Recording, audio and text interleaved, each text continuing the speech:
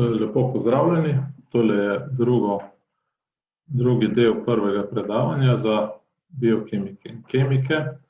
Govorimo o NMR spektroskopiji. Na tem predavanju bomo nekako pogledali si fenomen zbujanja in potem tudi detekcijo signala. Če začnemo na začetku, tako kot večino ali pa kar vse spektroskopije, razmišljamo o tem, kako posamezen sistem, naj bo to neke molekula, nek atom v našem primeru, absorbira energijo, ki mu je lastna in tako tudi emitira. Seveda mi se bomo poglabljali to konkursa v specifiko malo bolj podrobno, kako bomo dobili informacije, ki nas zanimajo. To bo preko takih pulznih zaporedij, z analizo spektrov, ki jih lahko prezentiramo kot eno, dvo, tri in večdimenzionalne. In interpretacija le-teh privede do neke interpretacije, neke strukture, neke ravnotežja. Cel fenomen NMR-ja sloni na tem, da imajo jedra spin, se pravi, ki pa je povezan z njihovimi atomskim številom in maso. Vidimo, da imamo jedri C12 in U16, ki imata spin nič. Imamo jedra, ki imajo sodoatomsko maso in lihoatomsko število. To so jedra kot recimo N14, deuterij, bor-10 in tako naprej, ki imajo spin kot celo število, in pa taka, ki imajo lihoatomsko število. Te so za nas posebej zanimiva.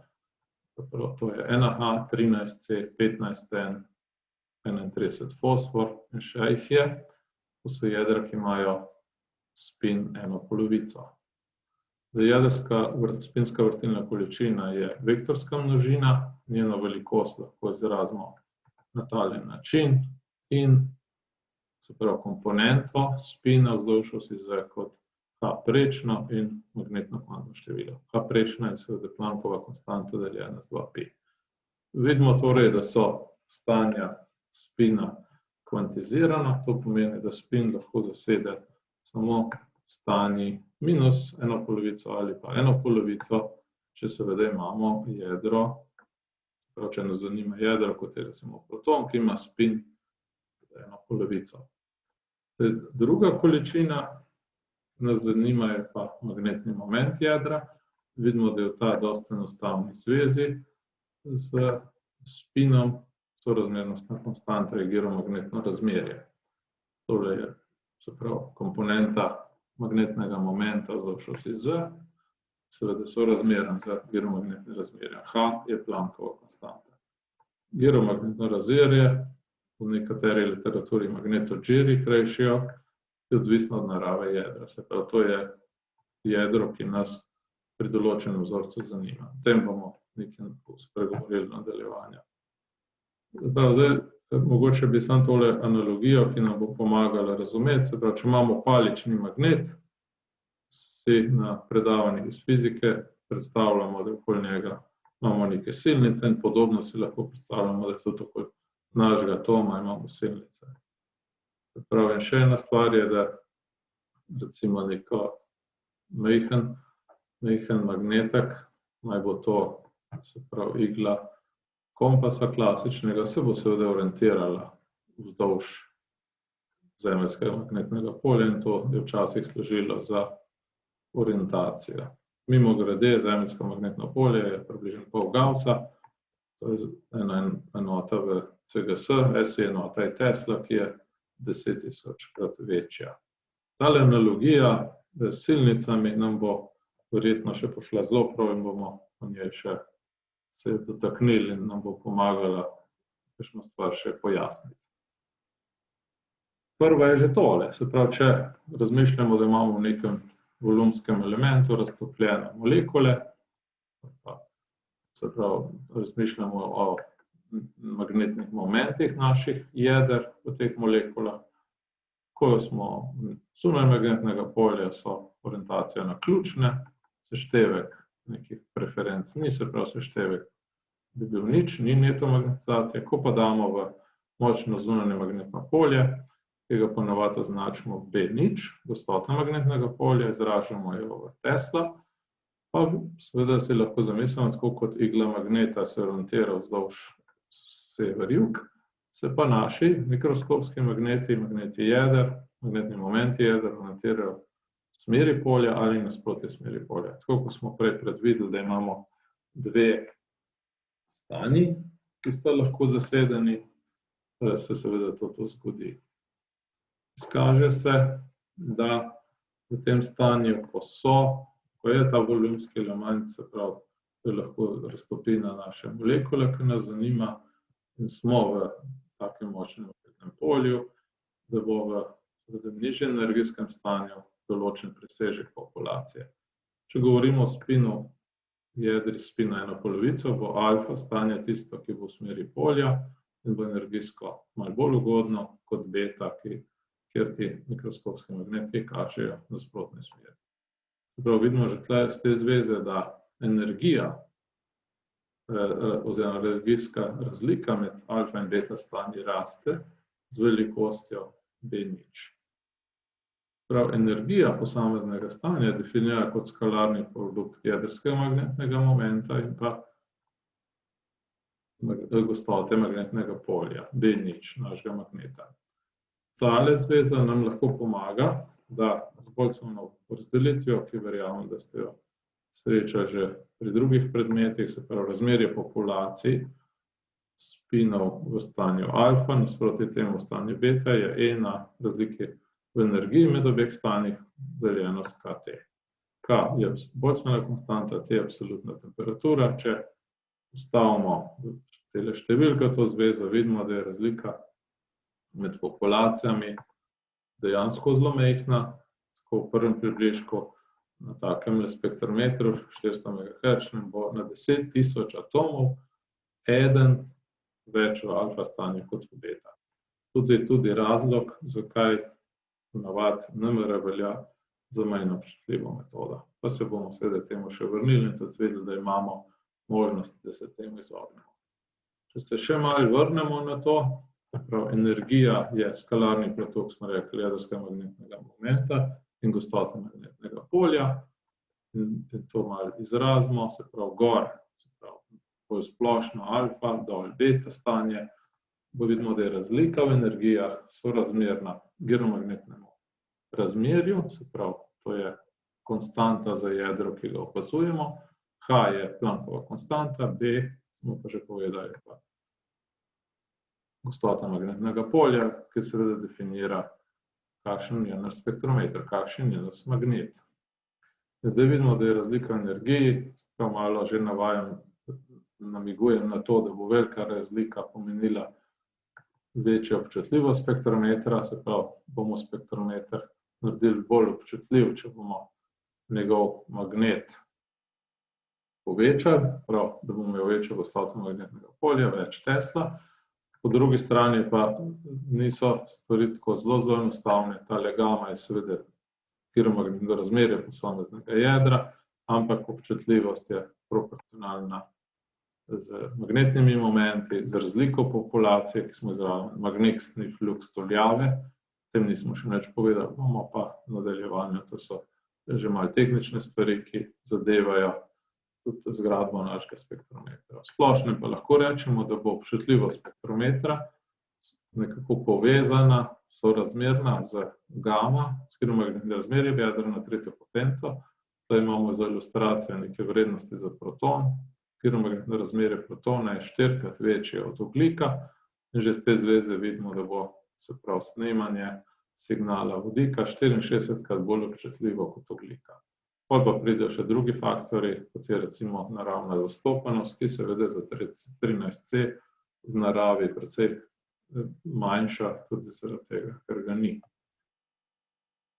Prav je, da si ogledamo zdaj, se pravi, izotope, ki nas bodo zanimali. Sigurno je prvi vodik, proton, rečemo v NMR-ju, ima spin ena polovica, njegova zasedenost je zelo visoka, skoraj 100%, njegovo giromagnetno razmerje, sedaj ne pričakujemo, da bi to te številke memoriral.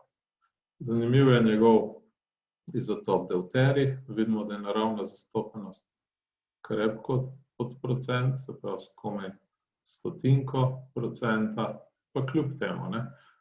Spin je pa 1. Pa to pomeni, da da vsekakor deuterij ima NMR efekt, pomeni pa, da bo imel, če se vrnemo, 3 stanja, ne. Minus, I plus 1, nič in plus 1. To pričakujemo za tak spin 3 stanja, to pomeni, da ima 2 prehoda.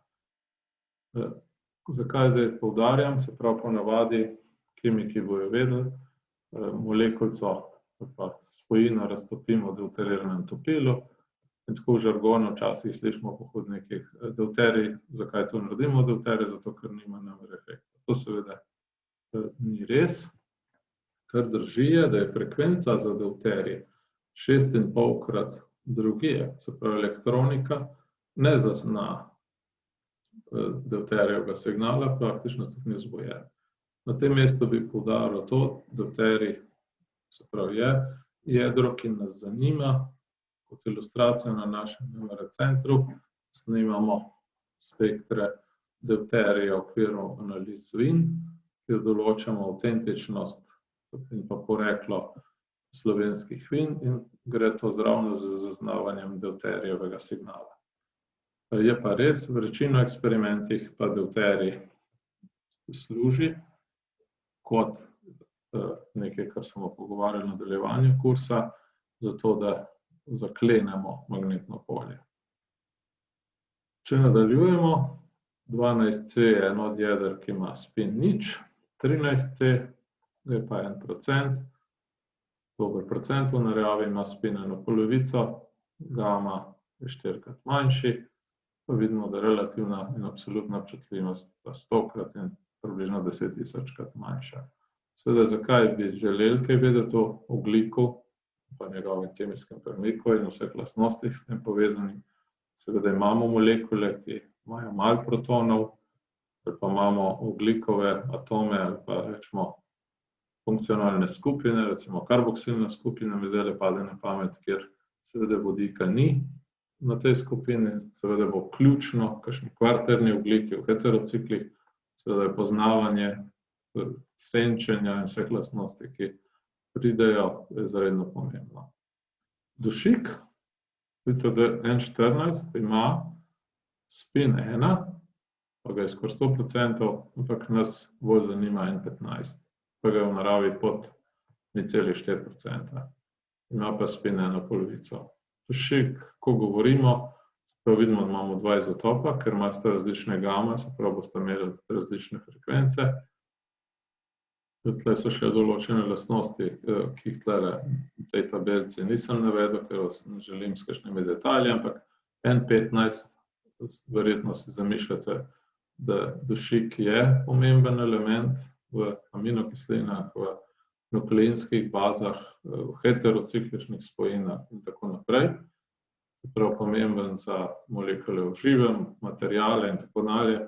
Živeti pa moramo s tem, da če nas zanima dušikov atom v neki molekuli, bomo poskušali dobiti podatke o N15 kemijskem premiku in da bo to povezano z določenim majhno zastopanostjo in posledično tudi slabšo občutljivostjo meritve. Kisik, da je kisik zanimiv, seveda je, ne, veste, kisik je gradnik raznih molekul v živem spletu sploh. Smola je, da je O16 nima spina, se pravi, ni NMR efekta, O17 pa ga ima. Vidite, da ima spin 5 polovic, to prinaša določeno specifiko. O17 snimamo, v Ljubljani imamo skupino, ki se ukvarja s superoksidi in seveda oni to zastopanost znajo izredno povečati in s tem dobijo izredno zanimive efekte. Si lahko kdo od vas zamisli, zakaj bi pa recimo bilo zanimivo gledati O17. Ja, najmanj kar je, recimo imamo karbonilne skupine v proteinih, te so udeležene v vodikovih vezeh in seveda kisik je tisti, ki prihaja, ki je akceptor vodikove vezi. Če je to del karbonilne skupine, ogljik že bolj oddaljen. O tem bomo seveda še kakšno povedali. Fosfor zanimivo jedro, verjetno poznate ATP, poznate nukleinske kisline, se pravi fosfor je življenjsko pomemben, vidimo, da ima spin 1/2, da je 100%, se pravi pričakujemo, da s temi meritvami ne bo kakšnih večjih eksperimentalnih težav. Tudi gama je kar visok in fosforus dejansko velja za jedro, za katerega lahko sorazmerno enostavno dobimo podatke. Mogoče bi ob tem še dodal recimo fluor in seveda to bi lahko nadaljevali daljši čas. Poudaril bi to, da v periodnem sistemu ni elementa, ki nima vsaj enega izotopa, ki je NMR aktiven. Se pravi, to pomeni, da lahko za vsak element v periodnem sistemu dobimo NMR efekt. To seveda ne pomeni, da je vse enako enostavno zajeti, nekateri so seveda radioaktivni in imajo še druge lastnosti, ki seveda otežkočajo, da bi take meritve zelo enostavno izvedli. Ampak za nas, se pravi za molekule, ki bomo v vsakodnevnem delu srečali, proton, C13, 15N, fosfor 31, recimo fluor 19, so jedra, za katera zlahka dobimo signal. Se pravi, razvili smo zvezo, da je razlika v energiji med enim in drugim nivojem sorazmerna gama H prečna krat B0. Po drugi strani pa od Plancka vemo, da je razlika energije H krat ni.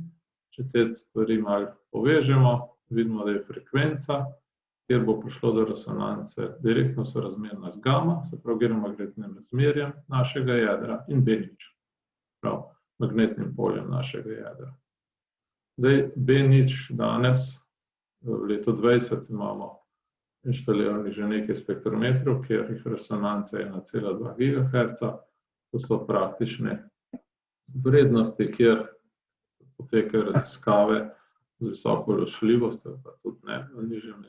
Kar bi rad poudaril tukaj je tale ime N, nuklear, sem že omenil na začetku predavanja, da je to strašilo ljudi, ampak ravno tale graf hoče pokazati frekvenco signalov je v megahercih, preiskujemo nuklearno magnetno polje, energije ste videli, so 10 na minus 5 kilokalorij.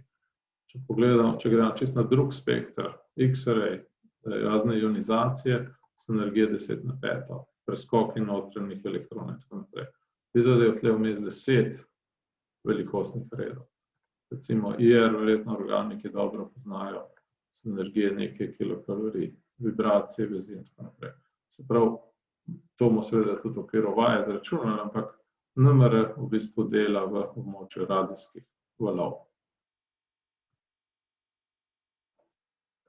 Zdaj, če smo malo omenili o tem, da je NMR velja za manj občutljivo metodo, verjetno se bomo vprašali, kaj pa lahko naredimo, da bo bolj občutljiva in to bo tema teh predavanj, na katera se bomo vračali. Če se zdaj vprašamo, pa se vrnemo k Boltzmannovi porazdelitvi, se pravi, koliko spinov je v danem stanju M nasproti vseh. Se pravi, od populacije smo videli, da je E na minus SKBT, se pravi Boltzmannov člen nasproti vsem. Se pravi, še malo energije uvedemo MH prečna gama B0, ker smo v prejšnjih zvezah in seveda enak naredimo za ta člen. Pa hitro ugotovimo, da je E na nekaj, če so to majhne številke, se boste spomnili iz matematike, da imamo Taylorjevo vrsto, lahko tole rečemo samo prvi člen nas zanima, tale se sešteje v 2i plus 1 in vidimo, da razmerje populacije v stanju M nasproti vsem je, lahko opišemo poenostavljeno s takole zvezo. M je magnetno kvantno število, H prečna je konstanta, Planckova, z 2pi, gama je geomagnetno razmerje, B0, se pravi kakšno magnetno polje, in pa v imenovalcu imamo še Boltzmannove konstante in temperature. Se pravi, kako mi lahko vplivamo na razmerje, koliko spinov bo v posameznem stanju, je odvisno od tega, katero jedro bomo gledali, gama, B0, se pravi, kakšen je naš spektrometer oziroma njegov magnet, v imenovalcu imamo pa temperaturo. Tukaj lahko izbiramo temperaturo tuljav, to vam bom v naslednjem predavanju, kam prišel od tega, še omenil. Čeprav, če se malo povrnemo in si poenostavimo, gledamo spin eno polovico, videli smo, da sta recimo to tako proton kot C13, in smo v magnetnem polju, imamo dve stanji, alfa in beta. In tale prehod, gor ali dol, se pravi zbujanje ali pa vračanje ravnotežja, se v NMR imenuje Zeemanov prehod. In seveda govorimo o tej razliki energije in o teh dveh populacijah, se pravi en v stanju alfa nasproti vsem ali pa beta nasproti vsem. Seveda je vsota, je pa veliki nar, brez subskripta. No, v NMR-ju bomo malo videli, govorimo o precesiji, zapravo ni je gama krat B deljeno z 2pi. Spomnili se boste tele zveze, ko govorimo o krožnem gibanju, potem se naša zveza, osnovna zveza za NMR zelo poenostavlja. Omega nič je gama B nič. Če bo kdo šel tole računati, naj upošteva, da je enota so radijani, se pravi, morate še tisto indukcijsko konstanto zraven. Bomo pa tudi na vajah naredili. Prav, zakaj je ta zveza zdaj tako zelo pomembna? Čeprav, če poznamo recimo 14 Tesla, magnetno polje našega magneta, lahko direktno zračunamo, kakšna bo frekvenca. In samo, če izberemo jedro. In tako je NMR-isti se ponavadi izražamo. Imam 600 MHz spektrometer, pomeni, da magnetno polje, gostote magnetnega polja ustreza 14 Tesla. In tako se je pač uveljavljalo, večkrat seveda v literaturi, potem se tudi pravilno, če rečemo tako, navaja magnetno polje, gostoto magnetnega polja v Tesla. Če se malo zdaj vrnemo, se pravi, obdelali smo alfa, beta, spin, in se malo vprašamo, kako pa zdaj priti do signala, ki ga bomo lahko uporabili pri naših eksperimentih. Se pravi, imamo zunanje magnetno polje, imamo naš majhen magnetek, magnetni moment in seveda vsak si predstavlja, da bo ali mikroskopski magnetek se želel orientirati vzdolž osi Z ali pa nasproti, smo že rekli. Ampak interakcija, tole deluje navor in seveda to je vektorski produkt, se pravi deluje komponenta, ki hoče zravnati, po drugi strani pa principu navoda in po pravilu desnega vijaka je še ena, se navor ustvarja, ki pa pravokoten na oba. In rezultat je precesija signala, precesija tega magnetnega momenta okoli osi Z oziroma zunanjega magnetnega polja. Pa tukaj z nekim koktejlčkom pozorjen, ponavadi lahko ponazorimo z vrtavko, sila težnosti jo hoče spraviti v horizontalno lego, ker pa se vrti, pa hoče biti vertikalno. Se pravi, v dve sili, ki sta tudi tukaj v tekmi. In ta modelček, se pravi, s precesijo in takimi enostavnimi vektorčki, neverjetno dobro deluje.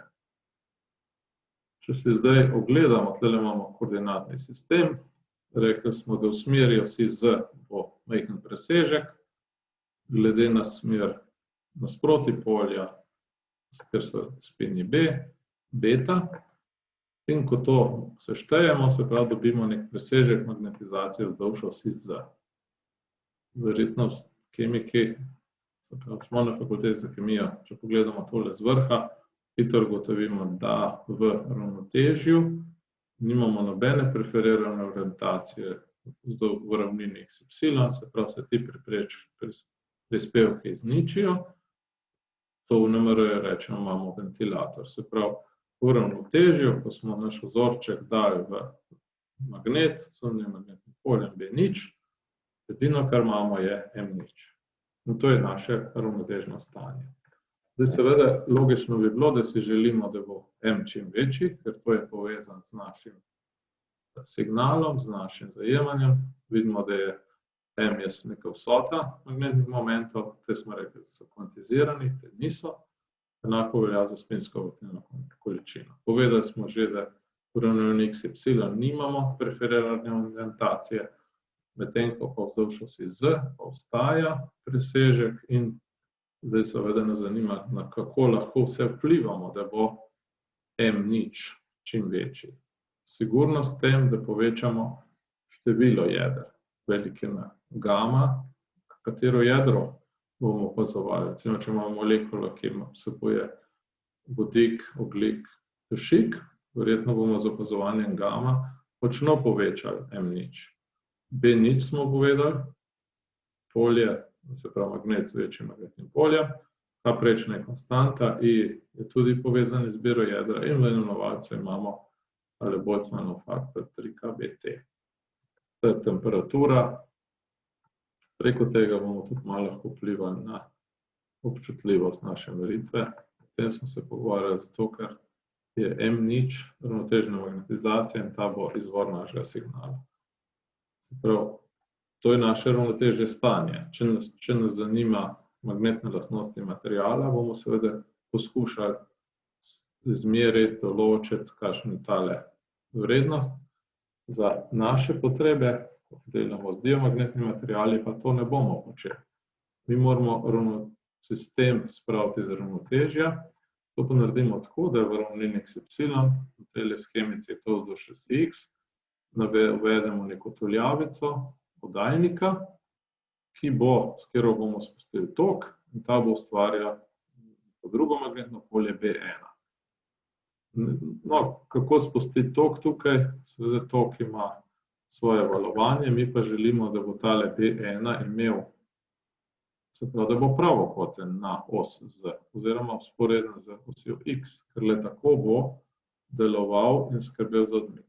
Kako pa dobimo linearno ravnotežje? Ja, z vsoto dveh krožno polariziranih valovanj. To pripelje, tole je malo tehnično, ampak tale B je neka B1 kot amplituda tega polja, omega RF je naša resonančna frekvenca, v tej literaturi numeristični je to transmitter frequency faza, se pravi, če gre za razne zamike, in tole seveda povzroči, da ta B1, odvisno od časa, je lahko zelo velik, malo manjši ali celo lahko nič. In to poraba B1 določen čas pa pripelje do tega, da smo pa uvedli neko polje, ki bo seveda delovalo na M0 in upamo, da ga bo odklonilo v ravnino XY, na tej skici je schematsko pokazano vzdolž osi Y. Se pravi, tale puls bo v nekih mikrosekundah deloval in želimo ga nekako toliko časa pustiti tok skozi tuljavo, da bo naša ravnotežna magnetizacija se odklonila vzdolž osi Y in tukaj označili z MXY. Zdaj seveda B1 izklopimo in kaj se bo zgodilo? Ja, sistem bo želel nazaj ravnotežje. Temu fenomenu rečemo relaksacija, bomo tudi naslednjič posvetili nekaj pozornosti, ampak kaj mi naredimo je, če vektor pojenja v močnem zunanjem magnetnem polju, bo seveda ustvaril tok v tuljavi.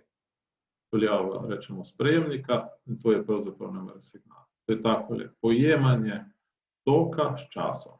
Se pravi, tale vektor, ki ustreza ravnotežni magnetizaciji, samo da je odklon iz ravnotežja, se bo vračal ravnotežje. Na začetku bo ustvaril velik tok, potem pa seveda vse manjši.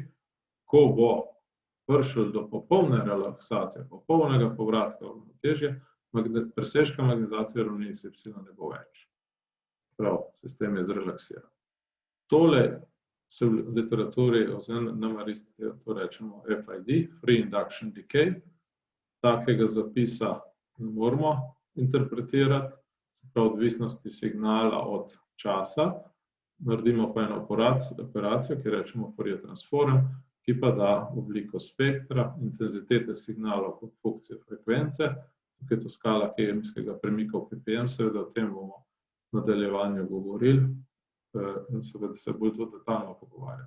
Ampak šli smo to sliko od dveh stanj ravnotežne magnetizacije, odklona iz ravnotežja s radiofrekvenčnim pulsom B1 vzdolž osi X in pa potem detekcijo pojemanja oziroma vračanja ravnotežja tega vektorja. In to nas privede, da dobimo namere signale. Predno končamo, bi dodal samo še to, da lahko stvari dosti poenostavimo. Eno je laboratorijski sistem, veliko vas se teh klasičnih gramofonov ne spomne. Najboljši približek danes bi bil vrtiljak, ki ga pa verjetno še kje vidimo. Če recimo sedite stran z vrtiljaka, morate ves čas misliti, da se vrtiljak vrti z določeno frekvenco in recimo, da te pač živalice, recimo, ki so gor, imajo pa neke odnose, skačejo gor, dol in tako naprej. Če pa upoštevamo, da smo mi na vrtiljaku, prav pa odstranimo te efekte in nas potem v tem rotirajočem koordinatnem sistemu se stvari zelo poenostavijo. Čeprav, če smo v laboratorijskem koordinatnem sistemu, bi pojemanje mx, y dosti komplicirano bilo pisati, moramo upoštevati še omega. Če pa zamislimo rotirajoči koordinatni sistem, pa si mi zamislimo, da smo mi na tem vektorju. Se pravi, vse, kar se bo zgodilo, ta vektor bo pojenjal. In tak vrsta razmislek nam bo v nadaljevanju predavanj prišel še zelo prav. Zaenkrat je to to.